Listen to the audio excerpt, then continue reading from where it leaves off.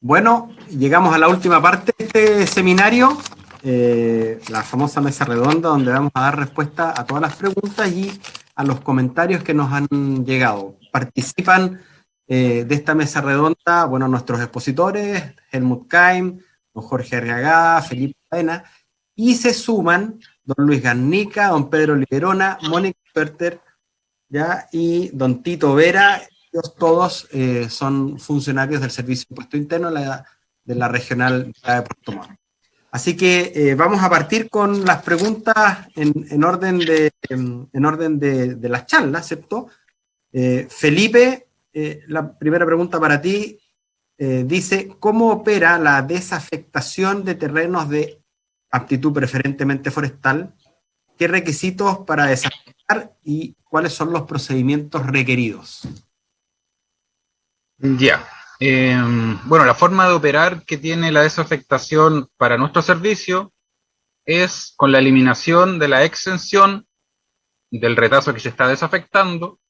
Además, el servicio debe girar el monto que se recibió por concepto de bonificación en ese espacio que se está desafectando para que el contribuyente devuelva esa plata.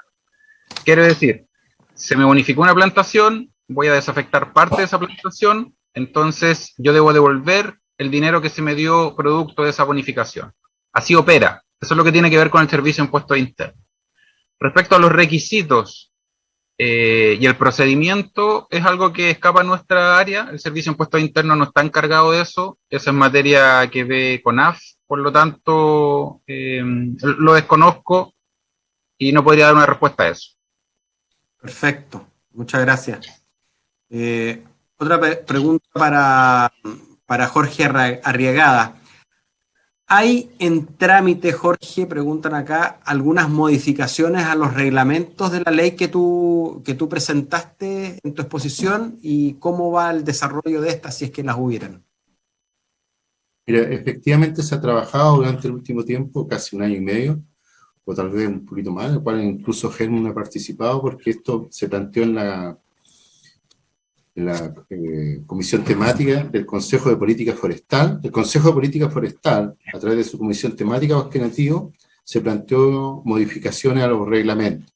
Estos se han trabajado, hoy día ya se cuenta con estas propuestas de modificación y en este momento la situación específica en la cual está en manos de la subsecretaría, en los abogados de la subsecretaría que están haciendo el último análisis respectivo desde el punto de vista legal y concordancia con otras leyes y dentro del propio reglamento, las propuestas hechas, para después luego entregársela al ministerio y ver la posibilidad de publicar estas modificaciones a través de los decretos correspondientes. Se está trabajando, en definitiva. ¿Se puede adelantar algo? ¿En qué tipo de pregunta mía, perdona, pero ¿se puede adelantar más o menos en qué tipo de orientación van esos cambios? Mira, las orientaciones, por un lado, van a cambios que facilitan los temas administrativos, disminución de plazo, de esa naturaleza, básicamente, principalmente, y algunos elementos que dicen relación con requisitos para la presentación de planes de manejo y otras características. Son del reglamento, como se señala, que no pueden cambiar, por supuesto, la esencia y el fondo de la ley, pero sí que van en mejora para mejorar los procedimientos, básicamente, tanto técnicos y administrativos. En ese sentido están orientados. No sé si con eso, y si ustedes me permiten, también aprovechar respecto a la pregunta anterior, que le señalaban a Felipe, existe un estudio que se presenta en la corporación con una solicitud del decreto ley 701, es un estudio de desafectación que se tiene que presentar a la Corporación Nacional Forestal, y allí se entregan todos los antecedentes y motivos por los cuales realiza esta desafectación, y los motivos están establecidos en la ley, cuáles son los motivos posibles por los cuales puede desafectar la persona.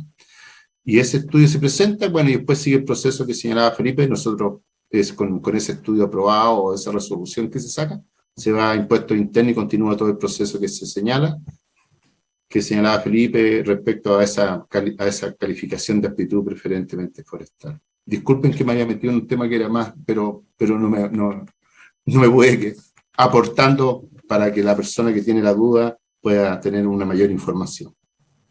Perfecto, bueno, esa es la idea de esta mesa redonda, poder, como les decía yo, complementar algunas respuestas, porque no todas son específicas de un área, sino que de repente pueden abarcar otras, y ahí les agradecemos siempre los aportes, Jorge. Bueno, estamos en la mesa redonda del seminario de producción sustentable de los bosques. Tenemos una pregunta para Helmut Kain. Helmut, desde la perspectiva de la recuperación de los bosques degradados, ¿cuáles son los costos y los flujos aproximados a considerar para ponerlos nuevamente en producción, y qué rentabilidades podría esperarse de ellos? A ver, el escenario es bastante variable, y por eso en realidad en la exposición tampoco no entré mucho en números, porque la gran heterogeneidad del bosque nativo condiciona este ámbito, digamos, y es difícil dar números.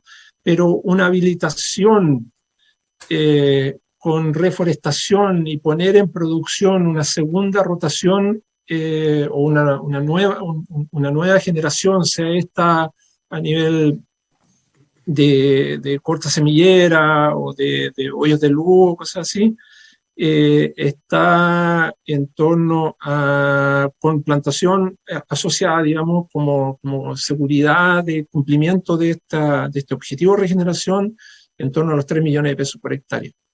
Eso varía, o sea, digamos, esos 3 millones de pesos es como las condiciones más caras, digámoslo así, hasta tener 2, 3 años post plantación en la nueva regeneración bastante asegurada. No está asegurada a los 3 años, pero sí bastante asegurada.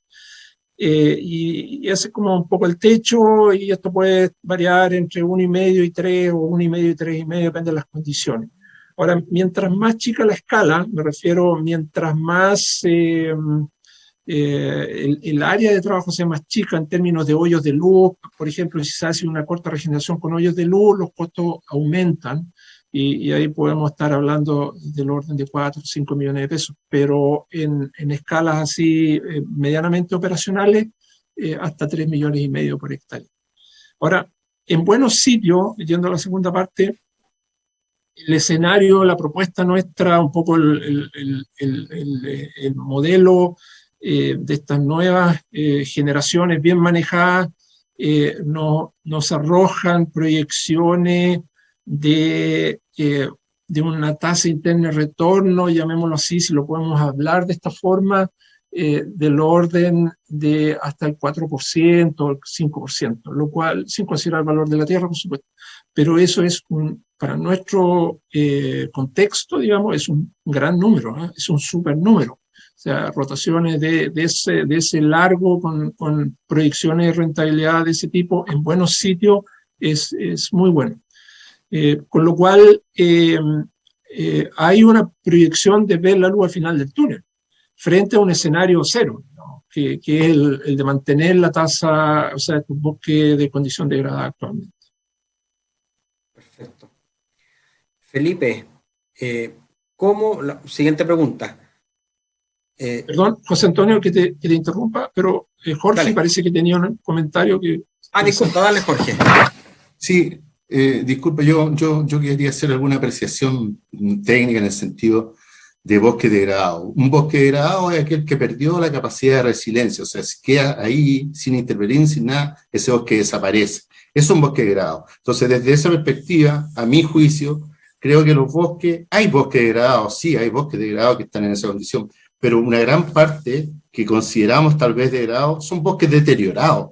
Pero si esos bosques se quedaran, tienen la capacidad de resiliencia de continuar, de sobrevivir y recuperarse por sí solo, por decirlo de alguna manera. Quería hacer esa apreciación, que es una definición que surge desde la propia FAO, y me parece a mí que en términos de lenguaje, porque tiene implicancia al hablar de bosque degradado, bosque deteriorado o no, y tiene implicancias que pueden ser muy significativas para el sector. Muy bien. Helmut. Sí, estoy absolutamente de acuerdo con Jorge, y de hecho en la presentación lo planteaba como bosque productivamente deteriorado.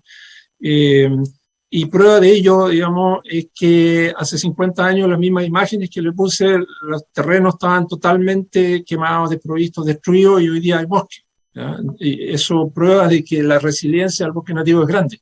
El tema y por qué lo llamo bosque degradado, en realidad el término correcto es bosque productivamente deteriorado, estoy de acuerdo con Jorge, es porque del punto de vista del cumplimiento de las funciones que nosotros esperamos del bosque en términos de sustentabilidad ecológica, ambiental y social, un bosque deteriorado no las cumple, digamos, o las cumple muy mal, como veíamos en el cuadro. Entonces, por eso la importancia que yo pongo, aun cuando exista esa capacidad de resiliencia dentro del bosque, de que focalicemos los esfuerzos ahí, porque precisamente desde el punto de vista de estos esfuerzos climáticos que se están haciendo, entre otras cosas, el objetivo es fijar carbono. Y esos bosques, la fijación de carbono que tienen es bajísima, es un 10, un 20% de un bosque que está creciendo en buenas condiciones. Ni hablar del aspecto social y qué sé yo. Entonces, desde ese punto de vista, la importancia de poner en producción esos bosques desde nuestra perspectiva. Perfecto. Ahora sí, Felipe, muy interesante la discusión. Más ratito tenemos una pregunta bien similar y que va por ese mismo camino. Felipe, ¿cómo tributa al vender el bosque un predio cuyo propietario ha tributado en renta presunta acogido al 701, pero sin haber recibido ninguna bonificación para su plantación y manejo? Por favor, dice, explicar de nuevo este punto que, según se señala, es el caso 3 de la presentación. Perfecto. Esta respuesta la va a dar el colega Luis Garnica. Adelante, Luis. Hola, buenas. Bueno, independiente de la bonificación, ¿cierto? La renta presunta presume una renta del 10% del avalúo del predio, ¿ya? Así que mientras está acogida a la franquicia del 701 y no se exceda los límites de 24.000 UTM, que indica la ley, el decreto ley 701, va a poder tributar en base a renta presunta, ¿ya? Como le decía, 10% del avalúo fiscal del predio. Ahora, si nos transformamos a renta efectiva, en renta efectiva tenemos cierto ingreso menos costo, obviamente ahí tributa en base a ingreso efectivo, digamos, no va bajo la presunción. En cuanto al impuesto al valor agregado, la venta es un hecho grabado básico de venta, está en el artículo 2 del decreto ley 825, así que habría que obviamente declarar impuestos, ¿cierto? En cuanto a IVA, las obligaciones que conlleva de la emisión de documentos en el momento de la venta, declarar formulario 29, así que por el lado del IVA quedaría afecto, ¿ya? Ahí no hay ninguna exención tributaria, digamos, respecto de la venta del bosque, ¿ya? Eso, José Antonio. O sea, bastaría con el giro agrícola, por ejemplo, si uno quisiera explotar un bosque que está dentro del predio y cumplir con toda la normativa de la emisión de las guías de despacho, más otras cosas que tuviera que exigir CONAF por su lado, ¿cierto? Y se puede realizar perfectamente aquello y tributar en los regímenes, claro, dependiendo de los regímenes en el cual tú estés, digamos, ¿sí? Exacto. Perfecto. José Antonio. Pedro. José Antonio, yo quisiera agregar, buenas tardes a todos, quisiera agregar una figura para aportar a la conversación que tiene que ver con la cesión de derechos de explotación de los bosques. Nosotros realmente recibimos consultas de contribuyentes que compran los derechos de explotación de un bosque, ¿ya? El agricultor o el propietario del predio sigue manteniendo el dominio sobre el terreno, pero lo que él hace es ceder, ¿ya?, este bosque, ¿ya? Y la duda que salta aquí es si este bosque está afecto a IVA o no está afecto a IVA, esta cesión de derechos de explotación. ¿Por qué? Porque el bosque todavía no está en condiciones de ser explotado productivamente, la madera todavía no puede ser sacada para ser comercializada. Entonces la duda es si esta mera cesión, que es un contrato, tú suscribes un contrato, ¿ya?, si esta mera cesión de derechos de explotación del bosque está afecto a IVA. La respuesta que tenemos para esta figura, ¿ya?, para aquellos agricultores que hagan o firmen esta cesión, es que efectivamente, a pesar de no estar en condiciones todavía de ser explotados los árboles para que den la madera, ¿ya?, y sean comercializados, el servicio ha dicho que corresponde afectarlo con IVA. y corresponde afectarlo con IVA porque hay una transferencia a título oneroso, hay una transferencia del dominio del bosque que está en ese predio, porque no se está vendiendo el predio, se está vendiendo el bosque. ¿Para qué? Para posteriormente ser explotado como madera. Entonces hay una transferencia a título oneroso y una transferencia de dominio. Y por tanto, existe una entrega también, una entrega real o simbólica, ¿ya?, al comprador del bosque y lo tiene a su disposición, no obstante que no lo está aportando y está esperando que crezca. ¿Te fijas? Entonces, la obligación, aquí viene la obligación de emitir el documento o la factura por la venta de este bosque que no está crecido, que no está en condiciones de ser explotado todavía. Uno podría decir, oye, no, esto cuando el árbol alcance su tamaño o sus dimensiones, en ese momento podría ser facturado, o cuando se empieza a vender, ¿ya?, cada una de las partes del bosque, ahí se podría empezar a facturar. No es así, el servicio dice que con la sola firma o la sola firma del contrato de cesión de derechos, ya existe la obligación de emitir la factura.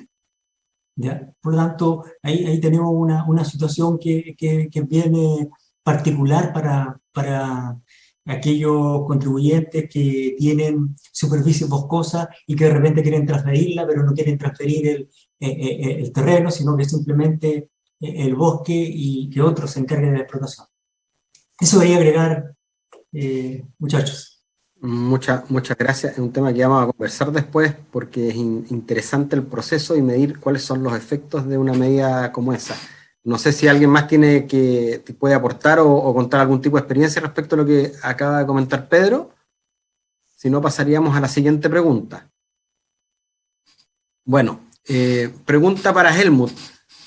Helmut, usted dice que la normativa actualmente existente es un escollo importante para la reactivación en el manejo forestal sustentable del bosque nativo, incluso que tiene influencia en la degradación del mismo. ¿En qué sentido puede ser un agente promotor de la degradación y qué mejoramientos concretamente podría usted plantear o proponer para que esta legislación tenga un efecto más positivo que el negativo que usted señaló en su presentación? Sí. Bueno, los diagnósticos en realidad hechos por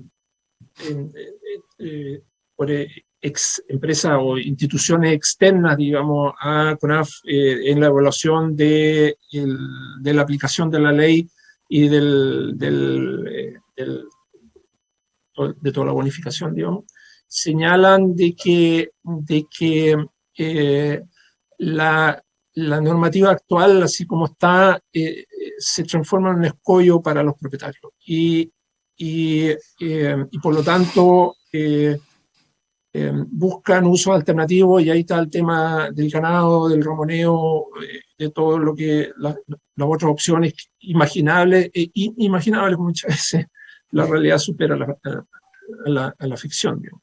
Pero en la práctica el problema medioambiental que tenemos con el bosque nativo hoy día es la degradación, y esta degradación no ha disminuido, todo lo contrario, se ha intensificado con la ley 20.283, o en el mejor de los casos se ha mantenido igual. Entonces, la ley en sí la ley, la institucionalidad es un escollo para los propietarios, y a nuestro entender, en nuestro análisis, como señalaba en la exposición, hay una serie de variables en la ley que hacen que toda la estructura legal sea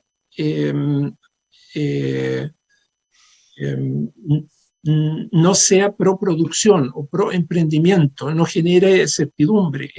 Es muy cara toda la estructura para un recurso que es barato, y es súper rígida por plazo, por la forma como está construida, y toda la estructura está basada en un control volumétrico, en el fondo del bosque, de cuánto volumen hay en el bosque y de cuánto volumen se va a extraer. Y como el bosque es tan heterogéneo, esta determinación del volumen real que hay es imposible realizarla a una escala que sean valores que sean controlables. Entonces, la métrica que se usa para controlar la ejecución del bosque nativo es el volumen. Y el volumen es la variable menos determinable y más cara de determinar. Y todo eso junto hace que los propietarios eviten el tema de la ley y termina en que esa guía de libre tránsito que usa el sistema para controlar la ejecución del bosque se termina constituyendo en un recurso comercial, digamos, para venderlas para quien necesite, o qué sé yo, o hacen varias vueltas con una misma guía, o cosas así. Entonces, y eso termina al final degradando porque el foco del control no está puesto en la calidad de la ejecución del punto de vista de los objetivos que se quieren lograr, que es la sustentabilidad ambiental. Nuestra propuesta cambia, y lo hemos trabajado en conjunto con CONAF, estamos trabajando en eso con CONAF, estamos ya en este momento con un proyecto piloto, y hemos propuesto que la mirada con la cual se construye el plan de manejo no esté basado en el volumen, sino esté basado en la descripción cualitativa. Y ese cambio es fundamental en términos de los costos, por un lado, y en términos del foco en el cual se pone el control, que es en la regeneración.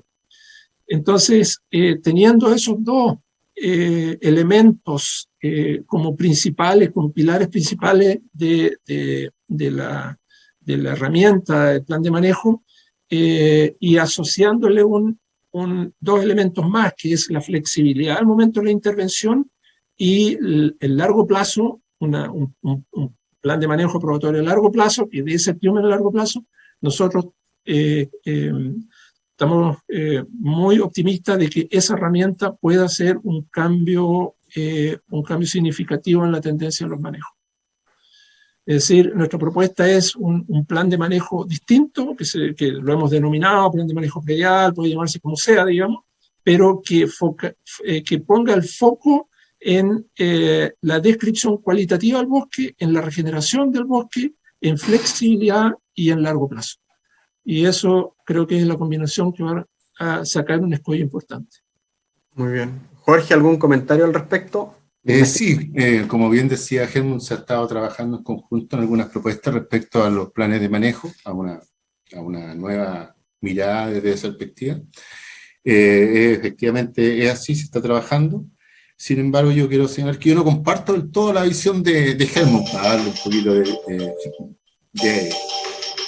entusiasmo a esta conversación, dado que el plan, con respecto a la ley en general, porque como que nos referimos al fondo. Sí, el fondo ha funcionado relativamente bajo respecto, porque ya señalábamos, concursa mucha gente, cobra y se cobra, y muy poca gente accede al final al subsidio.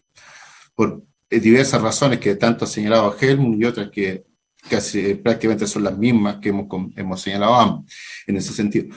Pero la ley en sí, hay un porcentaje grande de personas que presentan planes de manejo, al menos que lo presentan, no tengo la certeza de su manejo propiamente tal, pero presentan planes de manejo fuera del fondo, o sea, no les interesa participar del subsidio. Y esa superficie que se presenta, que no les interesa participar del subsidio, es el doble aproximadamente de aquellos que les interesa participar del subsidio. O sea, la gente está manejando el bosque sin necesidad de participar del subsidio, porque está la presentación de los planes de manejo. Entonces hay como hay que mirar completa el efecto que ha tenido la ley respecto al manejo del bosque nativo. Sin lugar a dudas que hay cosas que hay que corregir, que nos falta corregir y mejorar con la ley actual sin pensar en una modificación tanto de la ley como de los reglamentos, que también se requiere, pero hoy día tenemos nosotros una ley y unos reglamentos con los cuales hoy día tenemos que dar la respuesta a esta necesidad de las personas de manejar su bosque y la necesidad del país de cumplir con los compromisos internacionales, ¿verdad?, de la NDC, de la Constitución Nacional Determinada, que son compromisos que hay un decreto en que se señalan estos compromisos. O sea, el Estado de Chile está comprometido con mejorar las condiciones ambientales y mitigar el cambio climático. Y a eso tenemos que contribuir y seguir contribuyendo. Y los planes, el bosque nativo, es una gran oportunidad para ello, y es ponernos de acuerdo y mejorar la visión más compartida de lo que queremos de nuestro bosque para que podamos trabajar en un futuro, en lograr un futuro mejor. Pero tenemos que tener una visión compartida, conjunto de todo, de los productores, de las organizaciones sociales, los servicios públicos, completos, para poder llegar a buen término, porque si no compartimos una visión, no lo logramos. Y por eso es necesario, y esto yo agradezco mucho a FISUR, a la SAGO con este taller, este seminario, porque es necesario conversar y porque hay que discutir, ¿no? Y ponernos de acuerdo. Aún falta, aunque aparentemente se ha hecho mucho de discusión, pero siempre es buena la discusión para poder llegar a compartir visiones de país, visiones de lo que queremos como desarrollo forestal. Oye, me parece interesante lo que tú planteas, porque dices, por un lado, me voy a agarrar de lo que decía Helmut, y corríjanme si me equivoco, Helmut. Helmut hablaba dentro de su presentación que el foco hoy día está más que nada en la bonificación, ¿ya? Pero esta resulta, a su juicio, resulta complicada, no muy atractiva para postular, y además cara de administrar. O sea, una cosa es la plata que va directamente al productor, y otra muy distinta es la plata que queda en el aparato público como costo de administración de este incentivo. Y por otro lado, Jorge, usted nos estaba diciendo que, si bien es cierto, existe un interés bastante grande de participar en la ley, existe un porcentaje de insatisfacción más o menos importante, porque obviamente los recursos son finitos, no alcanza siempre la plata para todo, pero además había más del doble de interesados que presentaban planes de manejo fuera de la ley. O sea, lo que quiere decir, resumiendo y metiendo todos estos elementos en la juguera, es que finalmente la ley, si bien es cierto es un incentivo que probablemente tiene una buena intención, no está funcionando lo suficientemente bien, y a lo mejor habría que analizar si es pertinente mantenerla, porque por un lado hay gente que dice, chuta, a lo mejor el costo que me significa en tiempo y trámite postular a la ley no me es tan rentable, entonces prefiero irme solo. Y por otro lado, estamos hoy día, como dice usted, tenemos que fomentar el tema de los bosques nativos, las plantaciones sobre todo, para poder llegar a las metas. Hoy día estamos bastante lejos de las metas anuales ni siquiera las hemos cumplido, las del Acuerdo de París. Entonces, ¿cómo se conjuga esto? Porque aquí hay un tema, más que visión, me da la impresión de que hay que empezar a centrarse en los objetivos para poder llegar a la meta, ¿o no? Mira, lo primero que quiero aclarar no es que la gente esté fuera de la ley, porque está dentro del marco legal. Toda acción de corte a bosque nativo se tiene que hacer dentro del marco legal.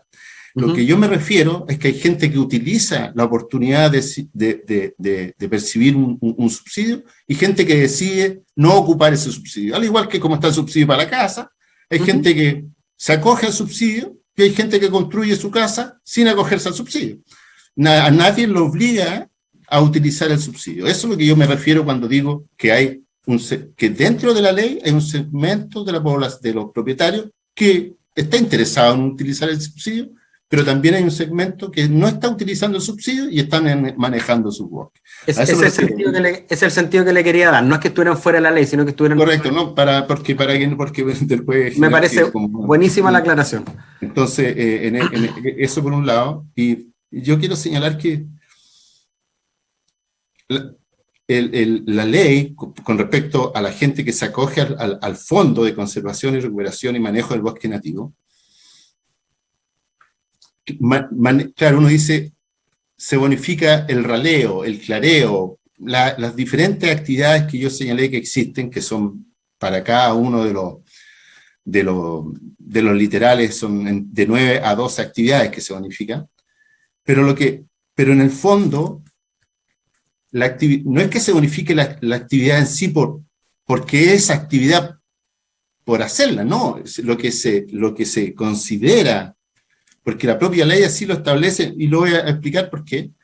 porque lo que considera es que es el manejo, en la propuesta de manejo, y en esa propuesta de manejo se requiere una actividad de raleo, pero en función de una mirada completa del bosque, porque justamente la ley, y voy a ser muy específico aquí, tal vez muy específico, pero la ley en su artículo 56 establece que, que para poder modificar un plan de manejo tiene que ser a solicitud del propietario de la corporación.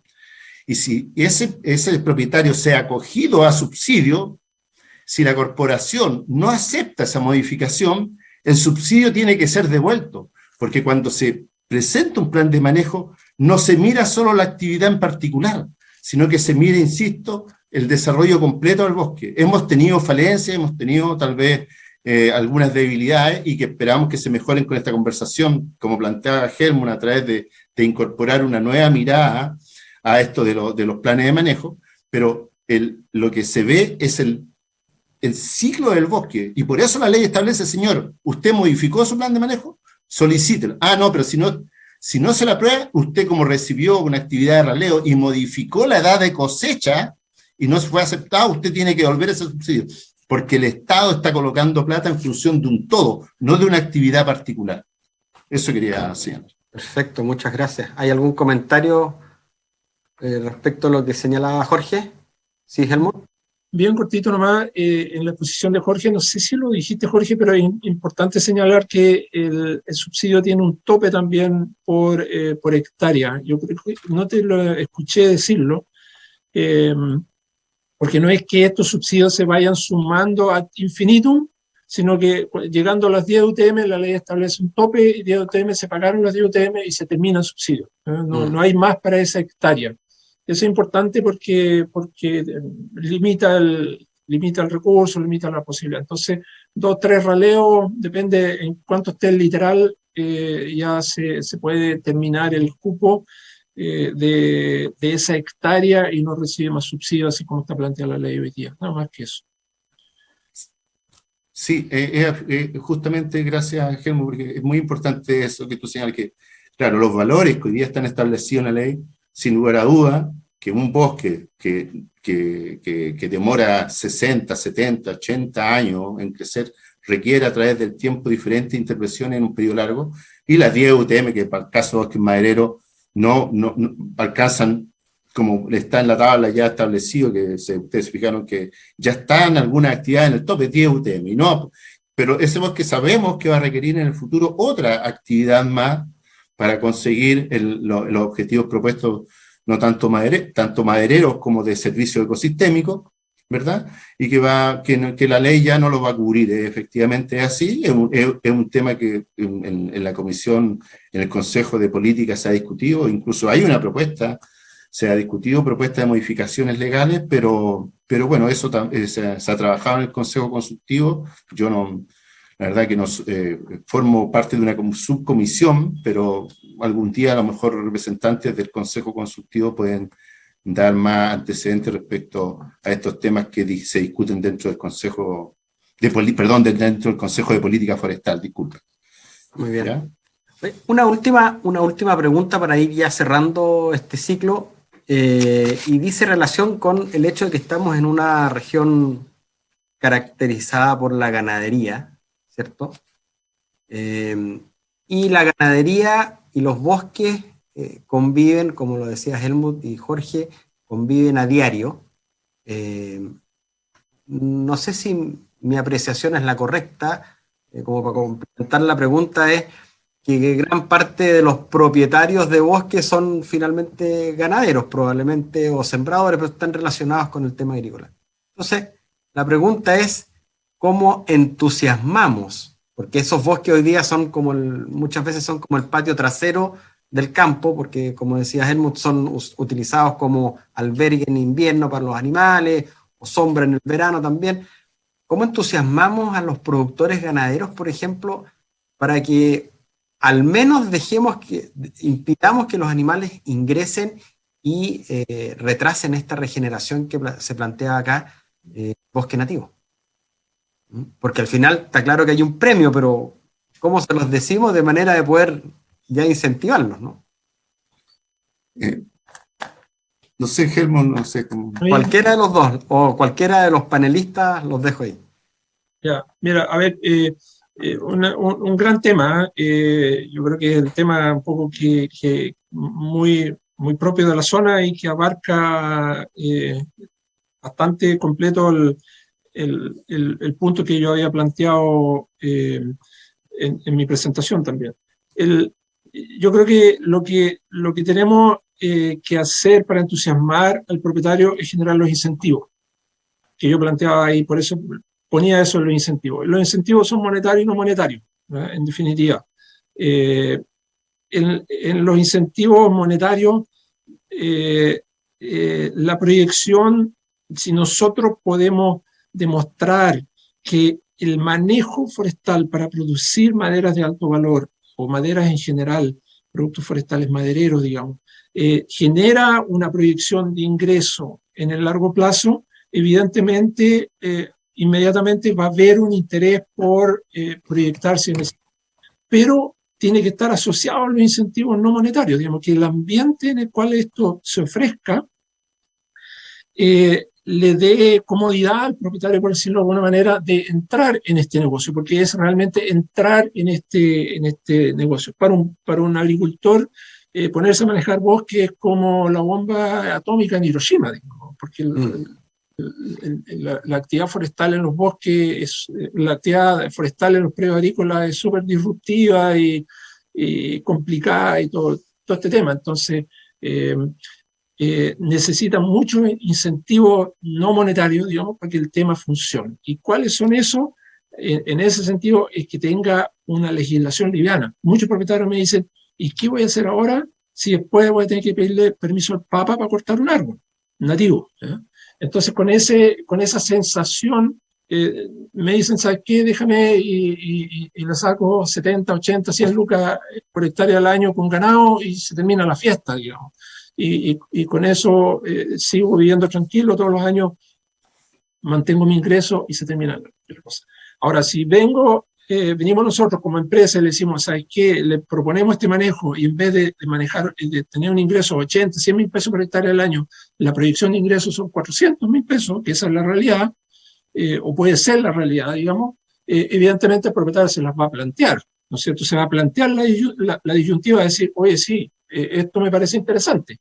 Ahora, si está en una condición de que el bosque no tiene valor hoy día y tiene que invertir para que esos 400, 500 mil pesos se produzcan en el futuro, entonces necesita que ese ambiente, esa luz del final del túnel realmente esté ahí, digamos, que él tenga la certeza de que realmente en tantos años más va a haber una sociedad, va a haber una legislación, va a haber una cadena de valor que pueda realizar eso. Entonces, yo creo que va por ahí el asunto. Ese es el elemento. Y en ese sentido agrego un punto adicional.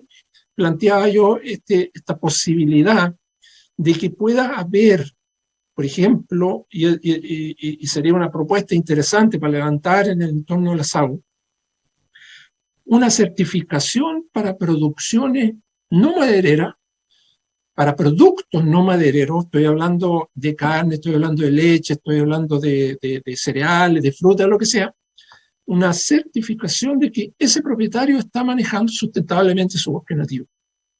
Y eso genera un sello, por ejemplo, y ese sello le permita llegar a un mercado con una diferenciación de precios, que yo creo que ese mercado existe, y si no existe se puede crear.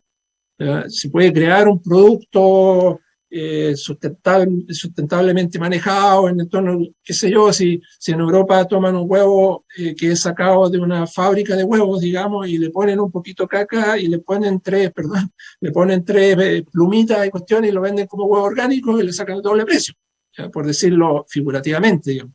Nosotros podríamos diferenciar un kilo de carne producido sin ningún tipo de certificación, por ejemplo, versus un kilo de carne producido con una certificación que tenga de respaldo un manejo sustentable de bosque nativo, y eso podría ser un sello, podría ser una marca, podría llegar una empresa X con ese producto a un mercado top, digamos, y venderlo, y hay gente que está dispuesta a pagar eso. Yo estoy convencido de eso. Esa sería una fórmula, digamos, que ayudaría para lograr ese objetivo, que es una fórmula privada, digamos. Y eso, si uno piensa, ¿por qué hay muchos, ¿cómo se llama?, filántropos que invierten en bosque nativo porque sí nomás, ¿ya? Entonces, como hay algunos que invierten porque sí, claramente van a haber otros que están dispuestos a consumir un producto un poco más caro porque tienen un respaldo de algo que filantrópicamente a ellos les interesa. Entonces, yo creo que hay un campo interesante para trabajar. Muy bien, creo que es la necesaria vinculación productiva entre dos sectores muy potentes que además manejan recursos renovables, que son el forestal y el agropecuario. Nosotros la verdad que como institución, paso el comercial, estamos muy interesados en estas vinculaciones porque creo que ya el mundo ha ido cambiando de tal forma y a tal rapidez que incluso los modelos de negocios ya hace rato que se vienen viendo afectados positivamente algunos, negativamente los que no se han ido adaptando, y hoy día ya estamos hablando, por ejemplo, de poder vincular lo forestal con lo agropecuario, o más bien el agro con el tema de la salmonicultura, y generar sinergias, porque al final del día eso es lo que nos puede permitir a nosotros una mayor sostenibilidad. Y cuando hablo de sostenibilidad, como bien alguien lo dijo acá, me refiero a la económica, social, laboral y evidentemente productiva. Y eso es lo que nuestra región en particular requiere. Yo les quiero agradecer a todos por su tiempo. La verdad que nos pasamos, habíamos dicho que íbamos a estar hasta las 6:15 más o menos de la tarde, ya son 25, no, son las 6:30. Ha sido una jornada, diría, bastante agotadora, pero tal vez podríamos haber seguido conversando porque los temas son muy entretenidos, pero les agradezco sinceramente en nombre de la Sociedad Agrícola y Ganadera de Osorno su disposición y tiempo para estar con nosotros, y también les agradezco a todas las personas que detrás de nosotros están escuchando, haciendo las preguntas. Se les agradece a aquellos que se atrevieron a hacer las preguntas, así que nada, mis agradecimientos en nombre del Consejo Directivo de SAGO a cada uno de ustedes por haber hecho, creo que haber puesto este primer granito de arena en lo que a nuestra institucionalidad se refiere, que es ir aportando a esta vinculación entre lo agrícola y lo forestal para poder hacer cada día mejor una producción más sostenible. ¿Ah? Así que a todos ustedes muchas gracias.